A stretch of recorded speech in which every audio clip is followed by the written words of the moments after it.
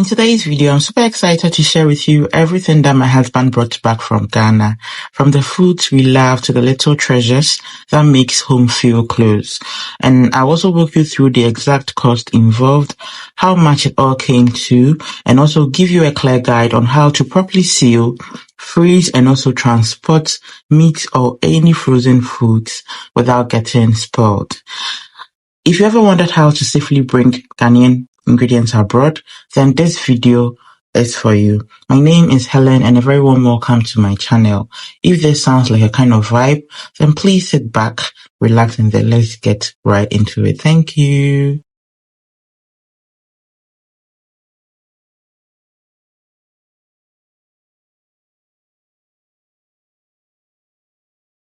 So first of all, we bought an extra bag.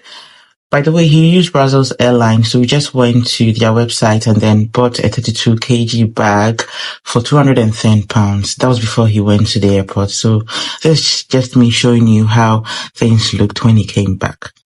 So he arrived in the UK around 11:48 in the morning, but the day really got busy, so I didn't get time to unpack until around 4:30 p.m. right after the school runs. Now, before you can bring any frozen meat or perishable items from Ghana, there are a few things you absolutely need.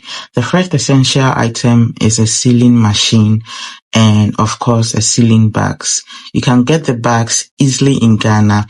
I already had the sealing machine and we ran short of the sealing bags, so we just bought more in Medina and they came in like 100 in a pack. Yeah, in a pack of 100, I would say. The next important thing you need is the insulated bags. These are what you wrap around the meat after sealing to keep everything frozen for the long journey. This is really important. I forgot, so we had to get some too in Ghana. But I'm not really sure of the price. I think we paid like 200 cedis for the bags and the delivery. Yeah. I bought 6 pieces, by the way. So I bought like 2 portions of goat meat and they cost around 3,000 Ghana cedis. We charcoal grilled one of them and my mom carefully handled the other. She cleaned it properly, sealed it and kept it in the freezer until it was time for my husband to travel back. And the only extra step she took was to wrap the frozen meat in the insulated bags and secure everything with the tape, just like you've seen in the video. And even after 24 hours, the meat was still completely frozen. So in total, we ended up with 10 neatly packed goat meat. They all arrived in perfect condition. And I forgot to add this. We paid an additional 1,200 Ghana cedis at the airport because we exceeded the luggage allowance by 4 kg. Also remember that when you're traveling with foodstuffs, you must declare your goods at the airport. It's very important and it will save you it will save you from a lot of issues. I hope I've explained everything clearly. So since the Kobe and Abena were already wrapped, I didn't waste any time. I simply packed them straight into the freezer. The Kobe was about 500 cedis and the Abena was like 500 cedis. I didn't buy much because I had some already in the freezer. The next thing you are seeing is the dry charcoal. Yeah, or the charcoal roasted goat meat. Hey, like I mentioned earlier. Now, aside from the goat meat, the next thing I stocked up was herrings.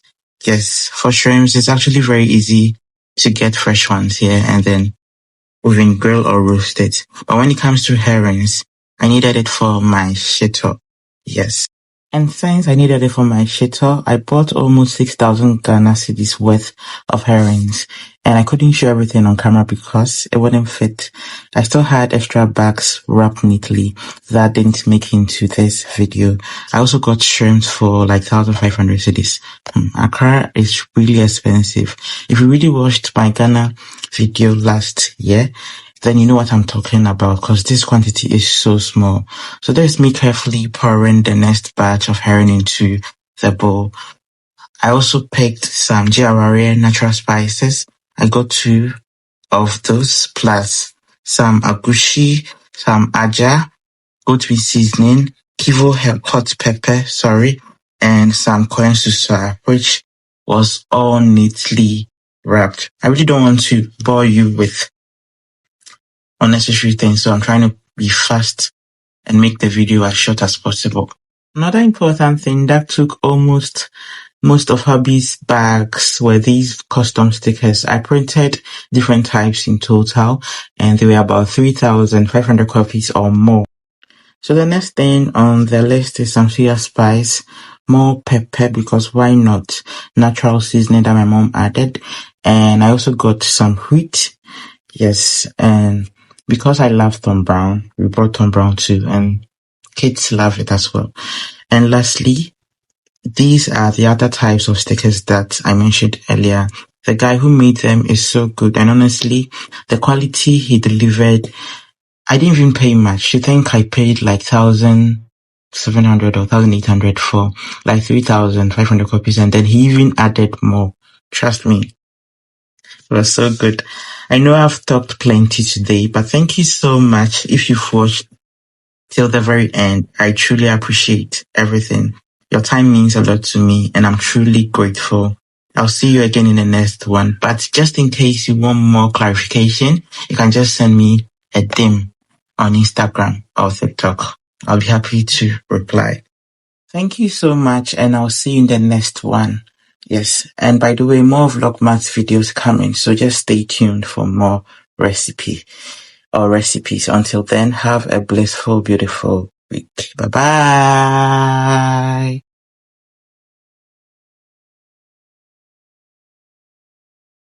Don't forget to like and subscribe.